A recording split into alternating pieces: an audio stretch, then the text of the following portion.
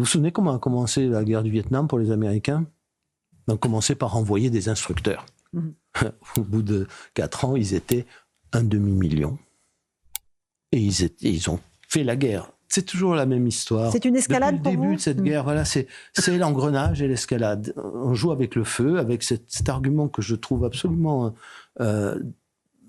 insupportable, qui consiste à dire mais on avait fixé la ligne rouge à l'envoi d'armes offensives. On a envoyé des armes offensives, il ne s'est rien passé. Puis des chars, il ne s'est rien passé. Puis des avions, il ne s'est rien passé. Puis maintenant, on autorise à tirer sur le territoire russe. Et vous allez voir, il ne va rien se passer. Le problème de ces lignes rouges, enfin de la dernière ligne qu'il ne fallait pas franchir avant que les choses tournent mal et nous échappent, c'est qu'on ne sait qu'après que c'était la dernière.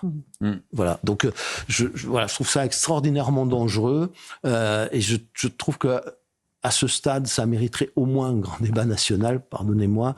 Le président de la République a le pouvoir d'envoyer des troupes dans l'urgence, parce que l'intérêt de la France, voilà, et menacé.